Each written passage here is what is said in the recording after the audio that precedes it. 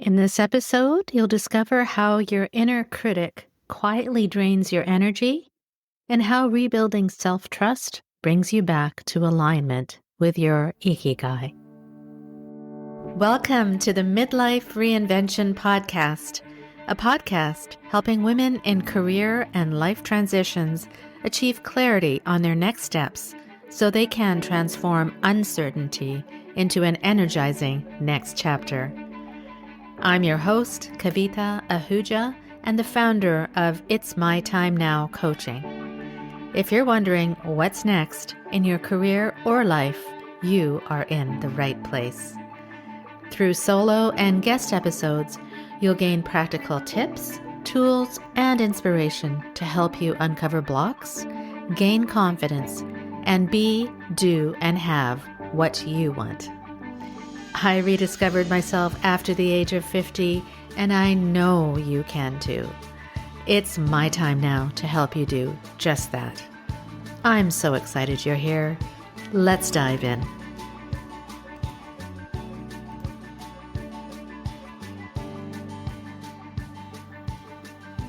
Hello and welcome back to another mini episode of the Midlife Reinvention Podcast. I hope your week is going really well. These mini episodes are meant to be a quick midweek pick-me-up, reflections and deeper integrations from my longer Monday conversations. I wanted to stay with a conversation we began with in episode 280 about the inner critic, but approach it from a slightly different place today. Because recognizing your inner critic is important, but understanding what it is doing to your energy on a daily basis is where the real shift begins. What I've been noticing lately, and especially with my clients and with the women who book clarity calls with me, is this. Most people are not exhausted simply because they are busy. They are exhausted because they are constantly overriding themselves. And the tricky part is that from the outside, nothing may look wrong. Your life may even look successful and stable. But inside, there's a subtle misalignment you can't quite name. There's often a quiet internal nudge, a curiosity, or a gentle dissatisfaction, or a sense that something no longer fits in quite the same way it used to. And it's rarely dramatic, it is thoughtful, and it's almost understated. And before that nudge has time to fully form, your inner critic steps in with what sounds like maturity and responsibility. It may say things like, be practical, or this is fine, or you've worked hard to build this, don't disrupt it now. And because that voice sounds intelligent and grounded, you listen to it. But here's what's happening underneath that moment. Every time your inner critic overrides that quieter inner knowing, your energy contracts. In the language of energy leadership, you move into catabolic energy. That protective and fear-based state where your focus narrows and your system kind of tightens. It may not feel dramatic, and often it just feels like a low-grade heaviness, like something inside you is working harder than it needs to. And if that pattern repeats long enough, it quietly drains you.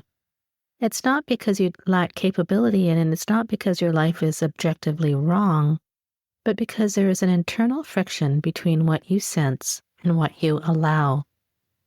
One part of you is oriented toward expansion, and another part is committed to protection.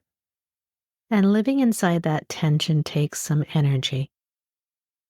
When you live in that protective state for too long, you begin to normalize it. And you assume that this is simply adulthood or responsibility or maturity. But contraction, my friend, is not where your ikigai lives. Your ikigai, or reason for being, lives in anabolic energy. It lives in the state where you feel open and curious and forward-moving. And it lives in alignment where what you sense internally is not constantly dismissed externally.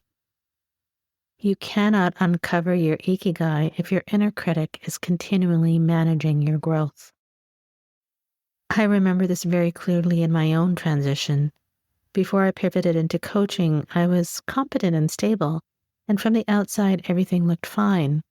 but inside there was a persistent pull towards something more meaningful, and an equally persistent inner critic explaining why that pull was impractical.